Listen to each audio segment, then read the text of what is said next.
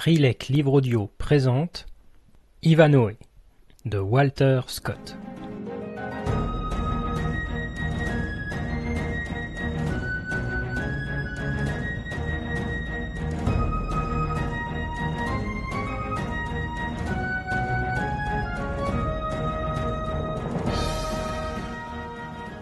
Dans ce beau canton de l'Angleterre qu'arrose le Don, s'étendait jadis une immense forêt.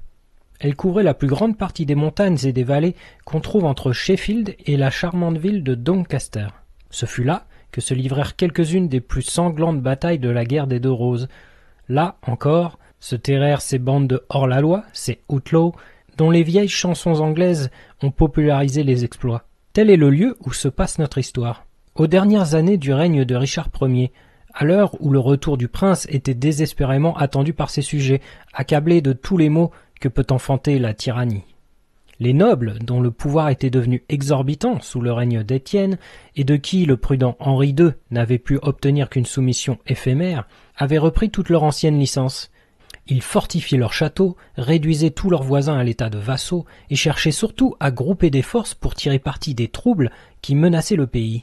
Depuis la conquête de l'Angleterre par Guillaume, 4 générations n'avaient pas suffi pour brasser le sang des vainqueurs avec celui des vaincus, ni pour fondre par la communauté de la langue et des intérêts 2 races ennemies dont l'une gardait tout l'orgueil du triomphe et l'autre gémissait sous la honte. La défaite d'Hastings avait mis tout le pouvoir entre les mains de la noblesse normande, et celle-ci n'en avait pas usé avec modération. Sauf un très petit nombre d'exceptions, la race des princes et des nobles saxons avait été anéantie ou dépouillée, et bien rares étaient ceux qui, dans le pays de leur père, possédaient encore quelques maigres domaines. Tel était l'état des choses à l'époque où se place ce récit.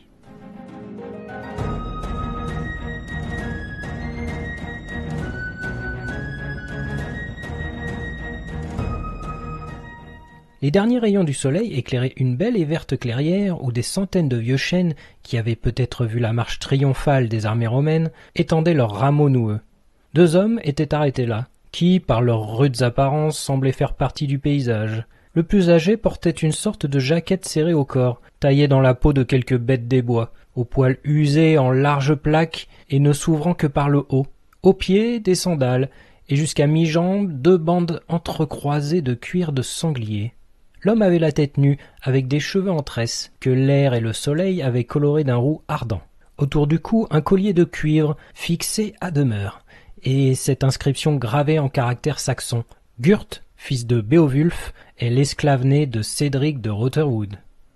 Le compagnon de Gurt le porcher paraissait de quelque 10 ans plus jeune. De même coupe, mais de plus fines étoffes, son costume était en vérité extravagant. Une jaquette d'un pourpre éclatant, enluminée de dessins grotesques et bariolés, un manteau court, cramoisi, descendant à mi-cuisse et bordé de jaune vif. Au bras des cercles d'argent, et au cou, comme Gurt, un collier de cuivre portant même inscription « Wamba, fils de Witless, et l'esclave-né de Cédric de Rotherwood ». Sur la tête, un étrange bonnet découpé en forme de couronne et orné d'une multitude de clochettes qui tintaient au moindre mouvement. Et Wamba, fils de Witless, ne tenait pas en place. De toute évidence, c'était un de ces bouffons domestiques, un de ces clowns, pour employer le terme anglais, que les grands seigneurs gageaient pour distraire les mornes heures de la vie de château. Wamba ne portait à la ceinture ni corne ni couteau de chasse. Confie-t-on des armes à un fou? Un dérisoire sabre de bois était sa batte d'arlequin. 2 hommes dont les expressions étaient aussi dissemblables que les costumes, l'un soucieux comme écrasé par la vie, l'autre trépidant, ravi de son sort, et du pittoresque vêtement dont son maître le gratifiait. Il conversait en anglo-saxon. « Que la malédiction de saint Witold tombe sur ce maudit troupeau !» s'écria Gurt, après s'être époumoné à sonner de sa corne pour assembler ses porcs égayés à la recherche des glands et des faines. « Sur eux et sur moi! Ici, Fang !» ordonna-t-il à un chien haut sur pattes, mi-matin, mi-lévrier, qui s'affairait de droite et de gauche. « Amen! Bravo, mon bonhomme! Bien travaillé! Le compte y est! Silence! J'entends des pas de chevaux. »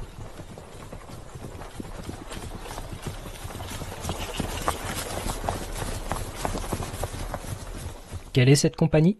Qu'importe, lança le porcher qui rassemblait ses bêtes. Pardon, il me plaît à moi de voir comment ces gens-là ont la figure faite. Peut-être nous arrive-t-il du pays des fées, avec message d'Oberon? Que la fièvre t'étrangle avec tes sornettes quand déjà gronde l'orage. Vois ces éclairs et ces gouttes de pluie larges comme des écus. Hâtons-nous, Wamba, cette nuit il ne fera pas bon dehors. Le bouffon saisit toute la force de ce raisonnement et s'engagea dans l'allée forestière en poussant devant lui, fang et dents, le troupeau grognant. La cavalcade annoncée ne tarda pas à les rejoindre. 2 importants personnages et leur suite.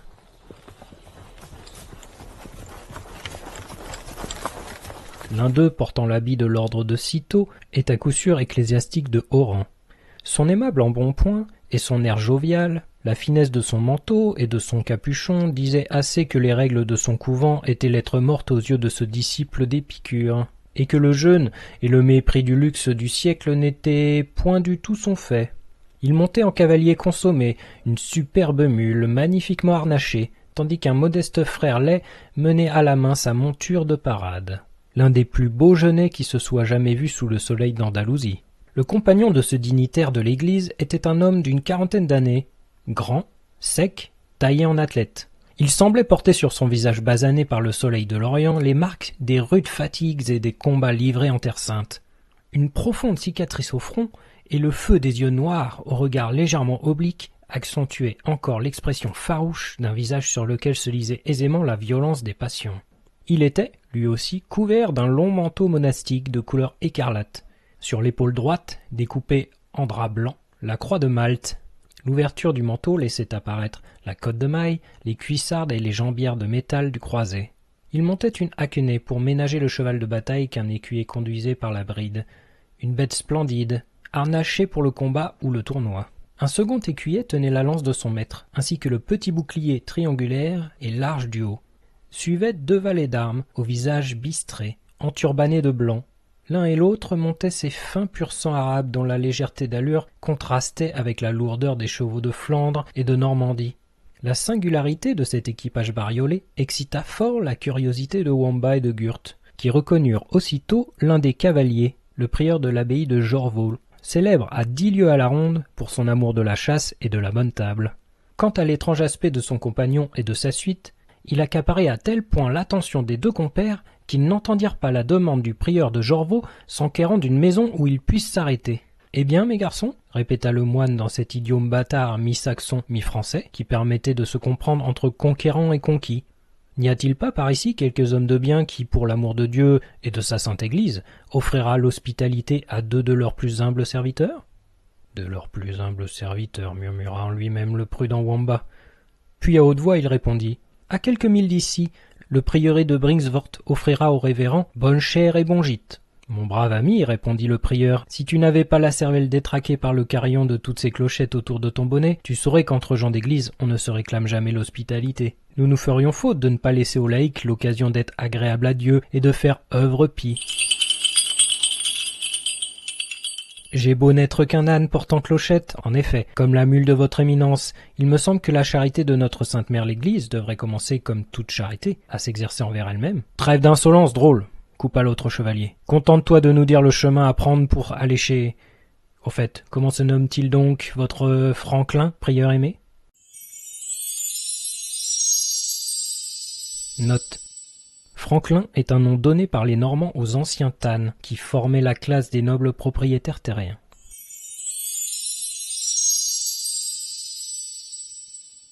Cédric le Saxon, et se tournant vers Gurt, « Sommes-nous près de sa demeure, et quelle est la route ?»« Elle n'est pas commode à suivre, et chez le noble Cédric on se couche tôt. »« Belle raison, riposta le chevalier, on ne sera que trop honoré par la visite de voyageurs de notre rang. D'ailleurs, nous ne demandons pas l'hospitalité, elle nous est due. » « Je ne sais, alors, répondit Gurt sur un ton revêche. Si je dois indiquer le chemin du château de mon maître à des gens qui exigent ce que d'autres regardent comme une faveur... »« Tu te permets de discuter, esclave ?» cria le chevalier qui fit faire à son cheval une demi-volte et s'avança en levant la baguette qui lui servait de cravache.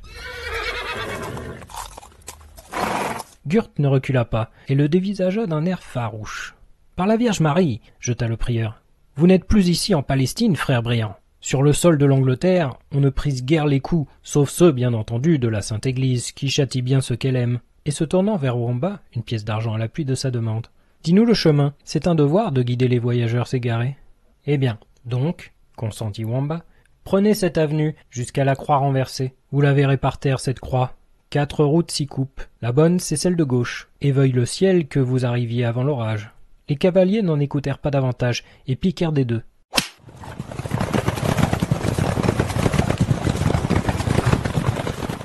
Ils auront de la chance, pouffa Gurt, si par là ils couchent cette nuit à Rotherwood. Les deux cavaliers galopaient, toujours en conversant dans le dialecte franco-normand dont se servaient les classes supérieures. Pourquoi, frère prieur, m'avoir empêché de châtier ces drôles? L'un est fou, faut-il attendre de la sagesse d'un fou? L'autre est de cette race fière et intraitable des Saxons, pour lesquels il n'est plus de grande jouissance que de montrer leur haine à leurs vainqueurs d'hier. Rosser ce pauvre diable n'était pas le moyen d'apprendre le chemin de la demeure de son maître, mais c'était celui d'irriter ce maître contre nous. Cédric, je vous l'ai dit brillant, est d'un caractère altier et susceptible. Il défend avec tant de fermeté les privilèges de sa race qu'on l'appelle généralement Cédric le Saxon. Si ce rustre est tel que vous le dites, frère prieur, il faudra que cette Rowena soit bien belle pour que j'aie la patience de supporter le père. Cédric n'est pas son père. Les aïeux de Rowena sont plus illustres encore. C'est son tuteur, mais elle lui est plus chère qu'une fille. Quant à la beauté de Rowena, vous jugerez vous-même. Elle vous fera oublier, je gage, les heures du paradis de Mahomet. Mais voici cette croix renversée dont nous a parlé le fou. Il a dit, je crois, de tourner à gauche. Non, à droite. Pardon, à gauche. Il a même montré la direction de la pointe de son sabre de bois, qu'il tenait de la main gauche. La discussion allait s'éterniser, quand le chevalier s'avisa de la présence au pied de la croix d'un homme endormi, à moins qu'il ne fût mort. « Hugo !» cria-t-il, « chatouille-le donc du bout de ta lance. »« Pourquoi venez-vous troubler ma méditation ?» protesta l'inconnu, se levant aussitôt. « Pour te demander la route de Rotherwood, tout simplement. Je m'y rends moi-même. Si j'avais un cheval, je vous guiderais volontiers. Le chemin est compliqué et rien n'est plus facile que de s'y égarer. » La route prise était exactement opposée à celle qu'avait malicieusement indiquée Wamba, mais grâce à l'extraordinaire connaissance de la forêt dont témoignait l'étranger, Rotherwood fut bientôt en vue. C'était un grand bâtiment de construction irrégulière, avec plusieurs cours. La vaste demeure était entourée d'un fossé profond qu'une source voisine alimentait. Une double palissade de pieux en défendait les abords. Du côté de l'ouest, une ouverture était pratiquée dans la palissade et un pont-levis enjambait la douve. Des angles saillants à droite et à gauche permettaient aux archers et aux frondeurs d'être maîtres du passage. Le Templier arrêta son cheval et sonna du cor. La pluie, qui menaçait depuis longtemps, se mit au même instant à tomber avec violence.